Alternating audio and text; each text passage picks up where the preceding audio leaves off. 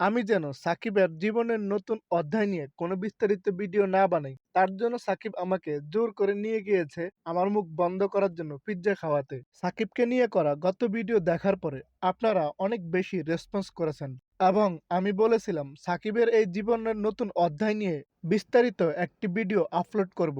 আসসালামু আলাইকুম, কি অবস্থা সবার, কেমন আছেন সবাই? আশা করি সবাই অনেক অনেক বেশি ভালো আছেন। আলহামদুলিল্লাহ, আমিও ভালো আছি।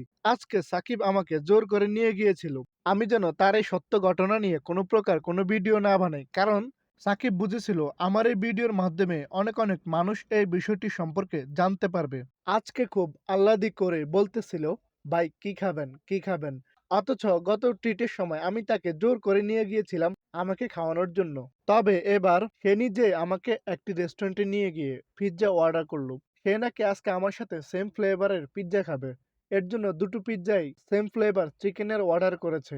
যদিও এই আল খাফিফ রেস্টুরেন্টের বেস্ট সেল চিকেন পিৎজাটি। পিৎজা হতে কিছুটা সময় লাগে, তবে এখানে কিন্তু ইলেকট্রিক ওভেনের মধ্যে পিৎজা রেডি করা হয় না। তবে কখনো উডেন পিৎজা ট্রাই করে দেখাবো ইনশাল্লাহ। পিৎজা রেডি হতে হতে আমি ঘুরে ঘুরে দেখতেছিলাম কেমন তাদের ডেকোরেশন। এরই মধ্যে আমাদের পিৎজা প্রায় রেডি হয়ে গিয়েছে।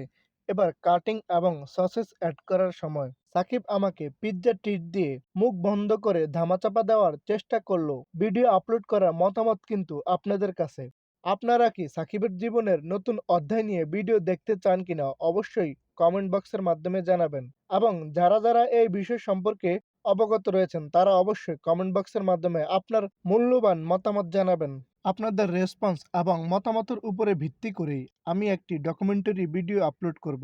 আমাদের পিৎজা প্রায় রেডি। কখনো এই আল খাফিফের পিৎজা খাওয়া হয়নি, তাই আজকে ভিন্ন কিছু ট্রাই করার জন্য এখানে এসেছি।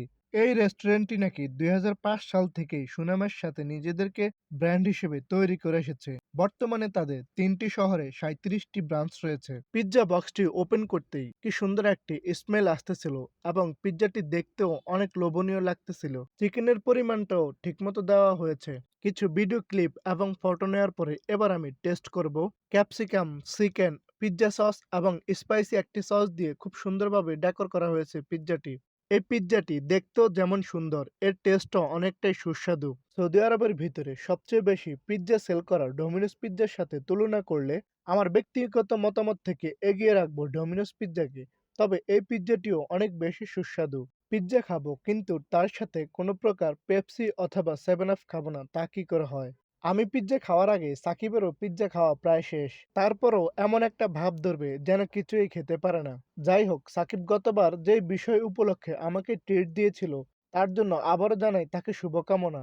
আজকের ভিডিওটি এ পর্যন্তই। দেখা হবে পরবর্তী কোনো ভিডিওতে। ভিডিওটি কেমন লেগেছে, ভালো এবং খারাপ দুটো মন্তব্যই করতে পারেন। ভিডিওটি ভালো লাগলে অবশ্যই পেজে লাইক দিয়ে সাথে থাকবেন। আসসালামু আলাইকুম।